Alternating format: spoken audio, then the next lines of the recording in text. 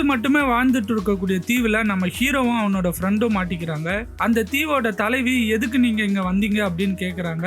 அதுக்கு நம்ம ஹீரோ எங்க அப்பாவை தேடி தான் வந்தேன் அப்படின்னு சொல்றான். உடனே அவங்க நானும் உங்க அப்பாவை தான் தேடிட்டு இருக்கேன், என் கண்ணுல பட்ட அவரை நானே கொன்னுடுவேன் அப்படின்னு சொல்றாங்க. அது மட்டும் இல்லாம அவங்க 2 பேருக்கும் மரண தண்டனையும் கொடுக்குறாங்க. அப்போ இந்த தண்டனைக்கு காரணமா இருக்கக்கூடிய பொண்ணு வந்து அவங்கள காப்பாத்திடுறா. நான் குளிக்கும் போது என்னோட இடத்துக்கு வந்ததுனால தான் உங்களுக்கு மரண தண்டனை கொடுத்துருக்காங்க, என்னால யாரும் சாக கூடாது, இங்க இருந்து தப்பிச்சு போயிடுங்கன்னு அந்த பொண்ணு சொல்றா. ஆனா இவங்க 2 பேரும் காட்டுல மிருகங்களுக்கு வச்சிருக்கக்கூடிய டிராப்ல மாட்டிக்கிறாங்க. அகைன் அந்த பெண்களோட இடத்துக்கே வந்துடுறாங்க.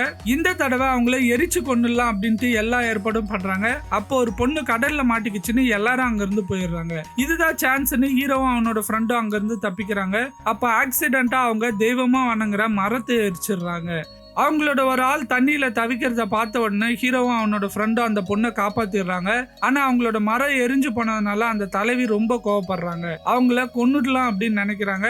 இவங்க காப்பாத்தின பொண்ணும் ஆல்ரெடி இவங்களை தப்பிக்க வச்ச பொண்ணும் இவங்களுக்கு கடைசியா ஒரு சான்ஸ் கொடுக்க சொல்லி கேட்கிறாங்க. உடனே தலைவி அவங்களுக்கு 3 மாசம் டைம் தரேன், அதுக்குள்ள எரிஞ்ச மரம் பழைய மாதிரி செழிப்பா இருக்கணும், இல்லைன்னா உங்களை கொன்னுடுவேன் அப்படின்னு ஒரு ஆர்டர் கொடுக்குறாங்க.